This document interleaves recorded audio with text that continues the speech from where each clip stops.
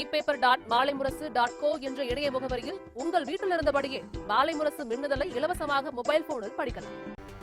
வணக்கம். மாலை முரசு செய்திகளை விரிவாக பார்ப்பதற்கு முன் தலைப்புச் செய்திகள்.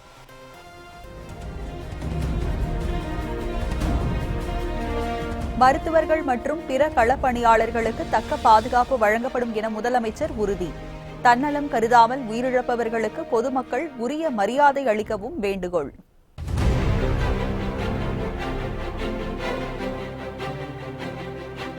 கொரோனாவில் உயிரிழந்தோர் உடல் அடக்கம் செய்ய எதிர்ப்போர் மீது குண்டர் சட்டத்தின் கீழ் நடவடிக்கை. சென்னை மாநகர காவல் ஆணையர் விஸ்வநாதன் எச்சரிக்கை.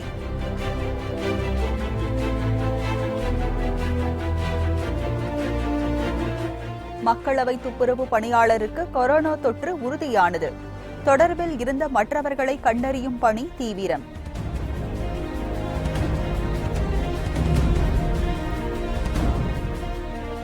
கல்வி கட்டணத்தை செலுத்துமாறு மாணவர்கள் மற்றும் பெற்றோர்களை வற்புறுத்தக்கூடாது. தனியார் பள்ளிகளுக்கு தமிழக அரசு அறிவுறுத்தல்.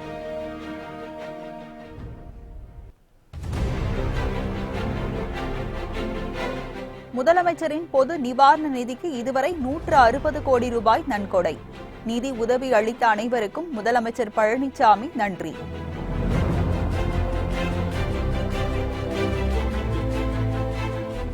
கொரோனா வைரஸை தாங்கள் பரப்பவில்லை என வூகான் ஆய்வகம் விளக்கம். 5 அடுக்கு பாதுகாப்புடன் பரிசோதனைகள் மேற்கொள்ளப்படுவதாக அமெரிக்காவுக்கு பதிலடி.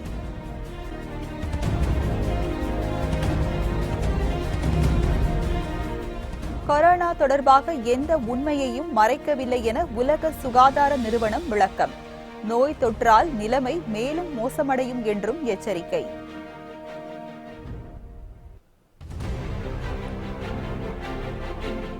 கொரோனா வைரஸால் பாதிக்கப்பட்டோர் எண்ணிக்கை 25 லட்சத்தை எட்டுகிறது. உயிரிழந்தோர் எண்ணிக்கையும் 1,70,000 தாண்டியதால் உலக நாடுகள் அச்சம்.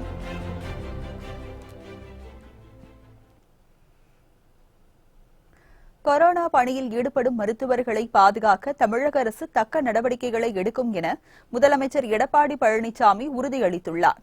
இது தொடர்பாக அவர் வெளியிட்டுள்ள அறிக்கையில், கொரோனாவால் உயிரிழந்த மருத்துவர்களின் உடல்களை அடக்கம் அல்லது தகனம் செய்வது தொடர்பாக நடைபெற்ற ஓரிரு சம்பவங்கள் மிகுந்த வருத்தத்தையும் வேதனையும் அளிப்பதாக கூறியுள்ளார். தன்னலம் கருதாமல் மக்களை காக்கும் பணியில் ஈடுபட்டு தங்கள் இன்னுயிரை துறப்பவர்களுக்கு தகுந்த மரியாதை அளிக்கும் விதத்தில் பொதுமக்கள் அனைவரும் ஒத்துழைக்க வேண்டும் எனவும் முதலமைச்சர் பழனிசாமி கேட்டுக் கொண்டுள்ளார். இதுபோன்ற சம்பவங்கள் இனியும் நடைபெறாமல் இருக்க தக்க பாதுகாப்பு நடவடிக்கைகளை தமிழ்நாடு அரசு எடுக்கும் என உறுதியளித்துள்ள அவர், மருத்துவர்கள் மற்றும் பிற களப்பணியாளர்கள் அச்சப்பட தேவையில்லை, தமிழக அரசு உங்கள் பக்கம் முழுமையாக நிற்கும் எனவும் தெரிவித்துள்ளார். நாடாளுமன்ற மக்களவை அலுவலக துப்புரவு பணியாளருக்கு கொரோனா வைரஸ் இருப்பது உறுதி செய்யப்பட்டதை அடுத்து பாதிக்கப்பட்ட நபருடன் தொடர்பில் இருந்தவர்களை தேடும் பணி தீவிரமடைந்துள்ளது. கடந்த மார்ச் 23ஆம் தேதி மக்களவை ஒத்திவைக்கப்பட்டதை அடுத்து நேற்று முதல் மக்களவை அலுவலக பணிகள் தொடங்கின. இந்த நிலையில் மக்களவை அலுவலக துப்புரவு பணியாளர் ஒருவருக்கு காய்ச்சல், இருமல் மற்றும் சுவாச பிரச்சினைகள் ஏற்பட்டதை அடுத்து அவருக்கு கோவிட்-19 வைரஸ் பரிசோதனை செய்யப்பட்டது. சோதனையின் முடிவில் துப்புரவு பணியாளருக்கு வைரஸ் தொற்று இருப்பது உறுதி செய்யப்பட்டதை அடுத்து அவரது குடும்பம் தனிமையில் வைக்கப்பட்டுள்ளது. இதனிடையே நாடாளுமன்றத்திற்கு வரும் அனைத்து வாகனங்களுக்கும் கிருமி நாசினி தெளிக்கப்பட்டு வருகிறது. மாஸ்க் அணிந்த பார்வையாளர்கள் மட்டுமே நாடாளுமன்ற வளாகத்தில் அனுமதிக்கப்படுகின்றனர்.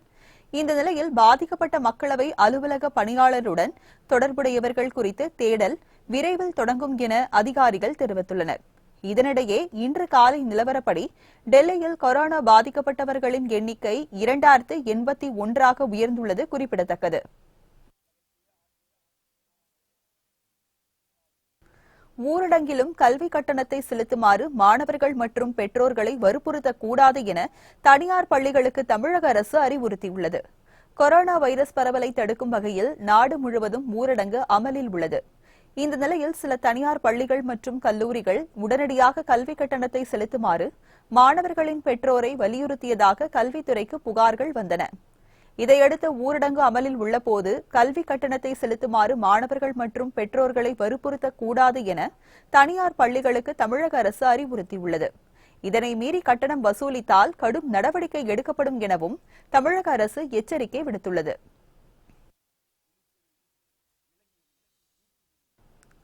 உலக அளவில் கொரோனாவால் பாதிக்கப்பட்டோரின் எண்ணிக்கை 25 லட்சத்தை நெருங்குகிறது. பலி எண்ணிக்கை 1,70,000 தாண்டியுள்ளது. உலகம் முழுவதும் கொரோனாவின் தாக்கம் நாளுக்கு நாள் அதிகரித்துக் கொண்டேதான் செல்கிறது. ஊரடங்கு உள்ளிட்ட நடவடிக்கைகள் எடுக்கப்பட்டுள்ள போதிலும் கொரோனா இதுவரை கட்டுக்குள் வரவில்லை. குறிப்பாக அமெரிக்கா பெரிதும் பாதிக்கப்பட்டுள்ளது. இங்கு கொரோனாவால் பாதிக்கப்பட்டோரின் எண்ணிக்கை 7,90,000 தாண்டியுள்ள நிலையில் பலி 42,500 கடந்துள்ளது. இத்தாலியில் கொரோனாவால் உயிரிழந்தோர் எண்ணிக்கை 24,000 தாண்டியுள்ள நிலையில் ஸ்பெயினில் பலியானோர் எண்ணிக்கை 21,000 நெருங்குகிறது. பிரான்சில் பலி எண்ணிக்கை 20,000 தாண்டியுள்ள நிலையில் இங்கிலாந்தில் உயிரிழப்பு 16,500 கடந்துவிட்டது. உலகம் முழுவதும் கொரோனாவில் இருந்து 6,50,000 மேற்பட்டோர் குணமடைந்துள்ளனர்.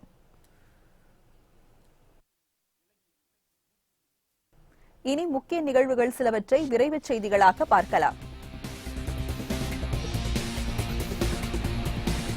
சானிடைசர் தயாரிக்க அரிசியை பயன்படுத்த அனுமதி வழங்கிய மத்திய அரசுக்கு முன்னாள் காங்கிரஸ் தலைவர் ராகுல் காந்தி கண்டனம் தெரிவித்துள்ளார். இது தொடர்பாக அவர் வெளியிட்டுள்ள டுவிட்டர் பதிவில், ஏழைகள் பசியால் உயிரிழந்து கொண்டிருக்கும் போது அரசு சானிடைசர்களை தயாரிக்க அரிசியை பயன்படுத்த அனுமதித்துள்ளதாக குற்றம் சாட்டியுள்ளார். ஏழைகளின் அரிசியில் இருந்து சானிடைசர் தயாரித்து பணக்காரர்களின் கைகளை சுத்தம் செய்வதில் அரசு மும்முரமாக இருப்பதாக கூறியுள்ள ராகுல் காந்தி, இதையெல்லாம் தட்டி கேட்க ஏழைகள் எப்போது எழுந்திருப்பார்கள் எனவும் கேள்வி எழுப்பியுள்ளார்.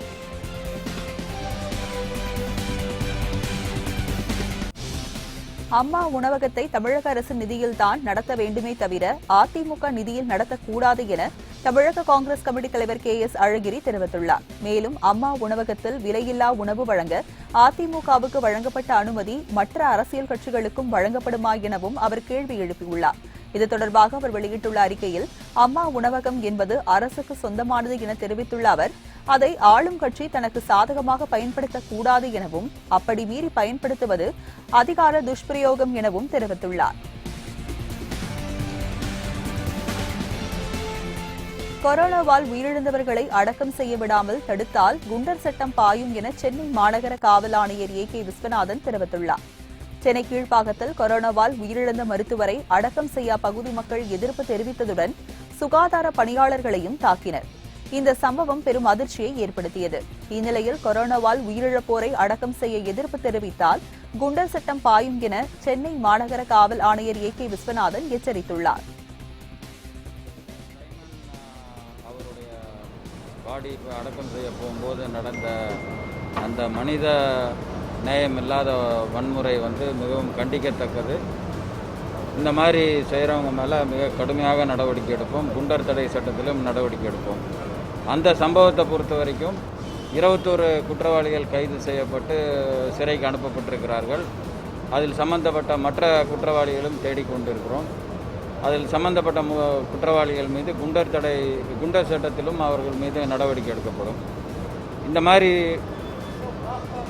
மக்களுக்கு சொல்லுவதெல்லாம் நம்ம உலக சுகாதார நிறுவனத்தின் வழிகாட்டுதல் படியே நம்ம கார்ப்பரேஷனும் நம்ம ஹெல்த் டிபார்ட்மெண்ட்டும் அந்த அடக்கத்தை செய்கிறாங்க.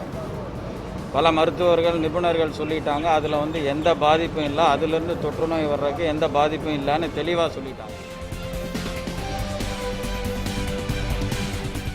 கொரோனா வைரஸால் உலகில் மிக மோசமான நிலைமை இனிமேல் தான் வரவுள்ளதாக உலக சுகாதார அமைப்பு எச்சரித்துள்ளது. கொரோனா வைரஸ் தொற்று நோய்களில் மிக மோசமானது என கூறிய உலக சுகாதார அமைப்பின் தலைவர் டெட்ரோஸ் அதோனம், இனிவரும் மோசமான நிலைமையை தடுப்போம் எனவும் தெரிவித்துள்ளார். ஜெனீவாவில் செய்தியாளர்களிடம் பேசிய அவர், கொரோனா வைரஸ் பரவ துவங்கியதில் இருந்து எச்சரிக்கை விடுத்து வருவதாகவும் அமெரிக்காவிடம் இருந்து எதையும் மறைக்கவில்லை எனவும் தெரிவித்துள்ளார்.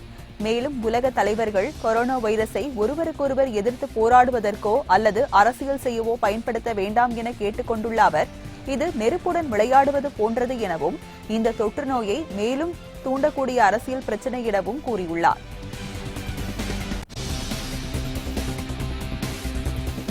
கொரோனா வைரஸ் சீனாவின் வூகான் ஆய்வகத்தில் இருந்து வெளியேறியதாக கூறுவது ஆதாரமற்றது என விளக்கம் அளிக்கப்பட்டுள்ளது. இது தொடர்பாக வூகான் ஆய்வகத்தின் வீடியோவை வெளியிட்டு பேசியுள்ள ஆராய்ச்சியாளர் ஜாங் விஹன், ஆய்வகத்தின் மையப்பகுதி காற்று புகாத 5 அடுக்கு பாதுகாப்பு வளையத்திற்குள் இருப்பதாக தெரிவித்துள்ளார்.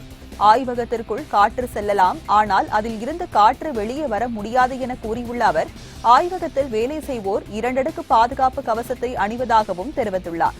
இதனால் கொரோனா வைரஸ் இந்த ஆய்வகத்தில் இருந்து வெளியேறியது என கூறுவது ஆதாரமற்றது எனவும் அவர் விளக்கம் அளித்துள்ளார்.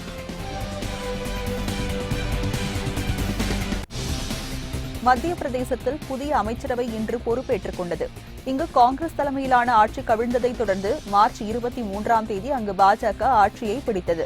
முதலமைச்சராக சிவராஜ் சிங் சௌஹான் பதவியேற்ற நிலையில் கொரோனா பாதிப்பு காரணமாக அமைச்சர்கள் யாரும் பொறுப்பேற்கவில்லை.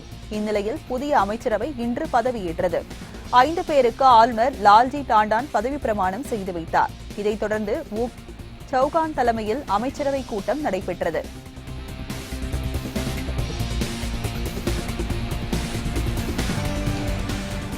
ஏழைகளின் வங்கிக் கணக்குகளில் 7500 கோடியை செலுத்த வேண்டும் என்று மத்திய அரசுக்கு முன்னாள் பிரதமர் மன்மோகன் சிங் தலைமையிலான காங்கிரஸ் குழு சிபாரிசு செய்துள்ளது. கொரோனாவால் ஏற்பட்டுள்ள பாதிப்பு பொருளாதாரத்திற்கு புத்துயிரூட்ட மத்திய அரசுக்கு சிபாரிசு செய்ய மன்மோகன் தலைமையில் குழு ஒன்றை காங்கிரஸ் கட்சி அமைத்துள்ளது.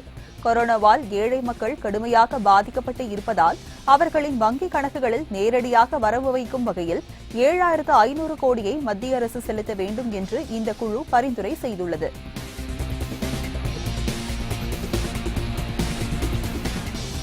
சென்னையில் இருந்து வங்கதேசத்திற்கு சிறப்பு விமானத்தில் 169 பேர் புறப்பட்டு சென்றனர்.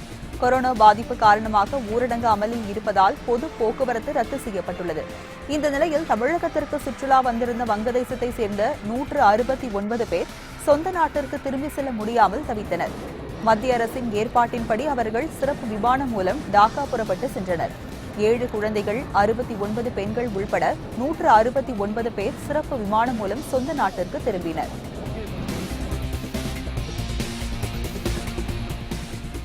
மகாராஷ்டிராவில் ஊரடங்கு காலத்தில் 25 அடி ஆழமுள்ள கிணறை தோண்டி அனைவரின் பாராட்டை பெற்றுள்ளார் ஒரு தம்பதியர். கொரோனா தொற்று பரவாமல் இருக்க மத்திய அரசு கடந்த 25ஆம் தேதி முதல் ஏப்ரல் 14ஆம் தேதி வரை தேசிய ஊரடங்கை அறிவித்தது. இந்த காலத்தில் பயனுள்ள வகையில் கழிக்க நினைத்த வாஷிம் மாவட்டத்தில் இருக்கும் கார்கேடா கிராமத்தை சேர்ந்த கட்டடத் தொழில் செய்து வரும் ஒரு தம்பதி வீட்டின் முற்றத்தில் புதிதாக கிணறு தோண்டி தங்களது தண்ணீர் பிரச்சினைக்கு முற்றுப்புள்ளி வைக்க விரும்பினார்.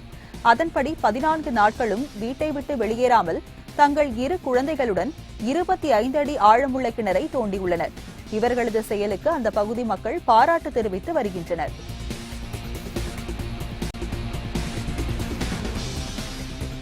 தகவல் தொழில்நுட்ப நிறுவனங்களின் உயரதிகாரிகளுடன் வருவாய்த்துறை அமைச்சர் RB உதயகுமார் ஆலோசனை நடத்தினார். சென்னையில் உள்ள மின் ஆளுமை அலுவலகத்தில் நடந்த இக்கூட்டத்தில் தகவல் தொழில்நுட்பவியல் கூடுதல் தலைமை செயலாளர் ஹன்ஸ்ராஜ் வர்மா, வருவாய்த்துறை கூடுதல் தலைமை செயலாளர் அதுல்ய மிஸ்ரா உள்ளிட்டோர் கலந்து கொண்டனர். ஊரடங்கின் போது தொழில்நுட்ப நிறுவனங்கள் கடைபிடிக்க வேண்டியவை குறித்து கூட்டத்தில் ஆலோசனை நடத்தப்பட்டது.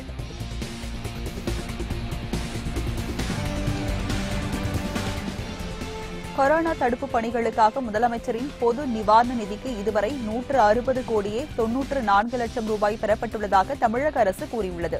இது தொடர்பாக வெளியிடப்பட்டுள்ள அறிக்கையில் கடந்த 7 நாட்களில் மட்டும் பல்வேறு தரப்பினரிடமிருந்து 26 கோடியே 30 லட்சம் ரூபாய் வரப்பெற்றுள்ளதாக தெரிவிக்கப்பட்டுள்ளது. இதுவரை நிவாரணம் அளித்த நிறுவனங்கள், பொதுமக்கள், தன்னார்வ தொண்டு நிறுவனங்கள் ஆகியோருக்கு நன்றி தெரிவிப்பதாக முதலமைச்சர் பழனிசாமி கூறியுள்ளார்.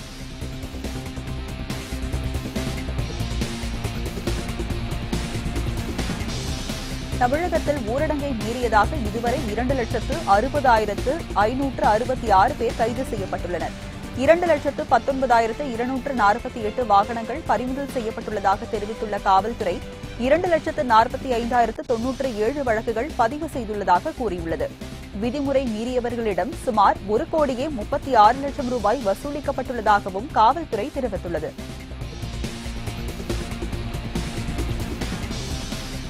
கச்சா எண்ணெய் விலை கடுமையாக சரிந்துள்ளதால் பெட்ரோல், டீசல் விலையை உடனே குறைக்க வேண்டும் என்று விடுதலை சிறுத்தைகள் கட்சித் தலைவர் திருமாவளவன் கேட்டுக் கொண்டுள்ளார்.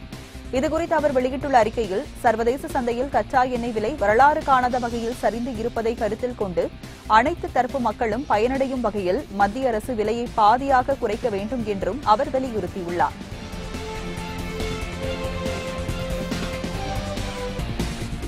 மகாராஷ்டிரா மாநிலம் புனேவில் ஊரடங்கை மீறி தேவையின்றி வெளியே சுற்றித் திரிந்தவர்களுக்கு போலீசார் நூதன தண்டனை கொடுத்தனர். அதன்படி ஊரடங்கை மீறிய அனைவரையும் சாலையின் நடுவில் தோப்புக்கரணம் போட வைத்தனர்.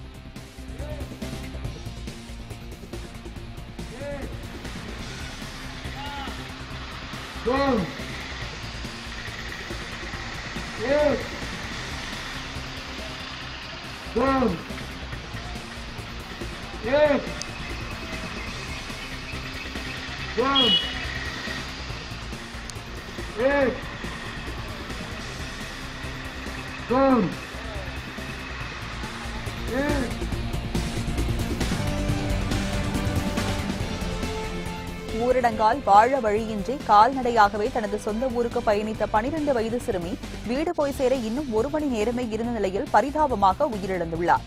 தெலுங்கானாவில் உள்ள மிளகாய் தோட்டத்தில் தனது தாயுடன் தங்கி வாழ்க்கையை ஓட்டி வந்துள்ளார் ஜாம்லோ மக்தாம் எனும் 13 வயது சிறுமி. கொரோனா எதிரொலியாக நாடு முழுவதும் பிறப்பிக்கப்பட்ட ஊரடங்கால் வேலையின்றியும் உணவின்றியும் போராடிய போது நம்பிக்கையை இழந்த தாயும் மகளும் நடந்தே தங்கள் சொந்த ஊரான சத்தீஸ்கர் மாநிலத்தில் உள்ள பிஜாப்பூர் மாவட்டத்திற்கு செல்ல முடிவெடுத்தனர். 3 நாட்களாக வெயில், மழை என அனைத்தையும் கடந்து உணவின்றி சுமார் 150 கிலோமீட்டர் கால்நடையாகவே பயணம் செய்துள்ளனர். இந்த நிலையில் வீடு போய் சேர 1 மணி நேரமே இருந்த நிலையில் சிறுமி ஜாம்லே மக்தாம் பரிதாபமாக உயிரிழந்துள்ளார்.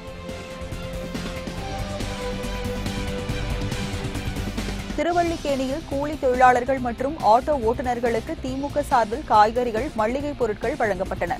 திருவல்லிக்கேணி சட்டமன்ற தொகுதிக்கு உட்பட்ட சிந்தாதிரிப்பேட்டை, மேற்கு கூவம் சாலை, சுங்குவார், அக்ரஹாரம் சந்திப்பு மற்றும் மேயர் சிட்டிபாபு தெரு ஆகிய பகுதிகளில் உள்ள 500க்கும் மேற்பட்டவர்களுக்கு சட்டமன்ற உறுப்பினர் ஜே அன்பழகன் அத்தியாவசிய பொருட்களான காய்கறிகள், மளிகை பொருட்கள் போன்றவற்றை வழங்கினார்.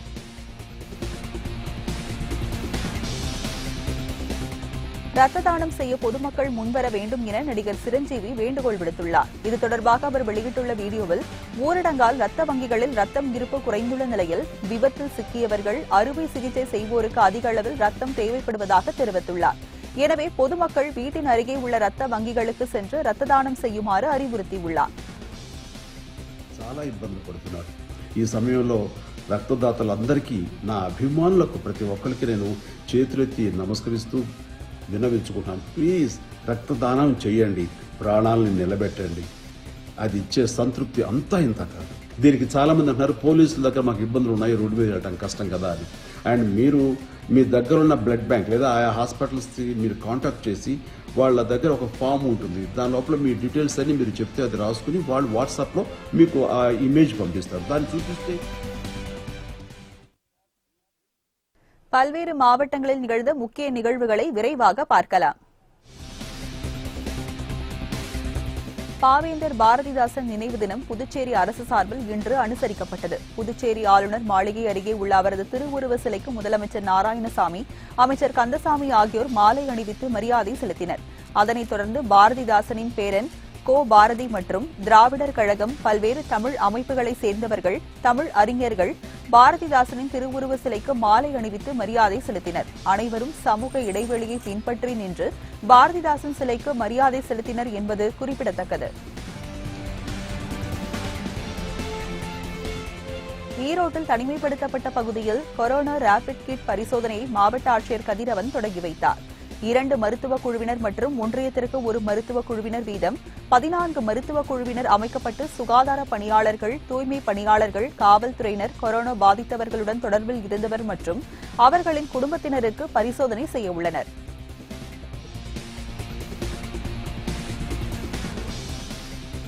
புதுச்சேரி மாநிலம் காரைக்காலில் பேருந்து நிலையம் மீன் சந்தையாக மாற்றம் செய்யப்பட்டுள்ளது. இன்று முதல் மீன் விற்பனை செய்யலாம் என்று மாவட்ட ஆட்சியர் அறிவித்திருந்தார். இந்நிலையில் இன்று காலை 100க்கும் மேற்பட்ட வியாபாரிகள் மீன் விற்பனையை காரைக்கால் புதிய பேருந்து நிலையத்தில் தொடங்கினர். இதனை மாவட்ட ஆட்சியர் அர்ஜுன் சர்மா மற்றும் மாவட்ட துணை ஆட்சியர் ஆதர்ஷ் நேரில் சென்று ஆய்வு செய்தனர். மேலும் சமூக இடைவெளி வட்டங்கள் இட்டு அதில் நின்று வாங்குமாறு பொதுமக்களுக்கு அறிவுறுத்தப்பட்டது.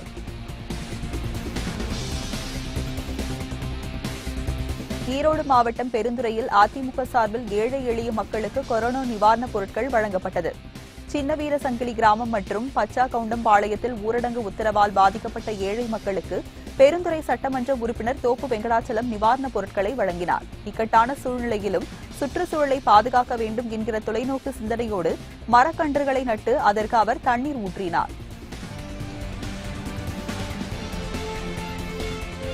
சிவகாசி வட்டாரத்தில் ஊரடங்கு உத்தரவை மீறி செயல்பட்ட 2 பட்டாசு தொழிற்சாலைகளுக்கு சீல் வைக்கப்பட்டது.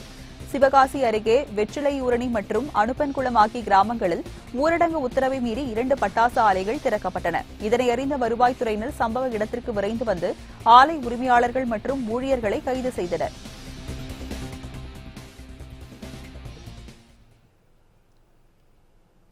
உலக நிகழ்வுகளை உண்மைத்தன்மையுடன் உடனுக்குடன் அறிந்து கொள்ள எப்போதும் இணைந்திருங்கள் நமது மாலை முரசு செய்தி தொலைக்காட்சியுடன். வணக்கம்.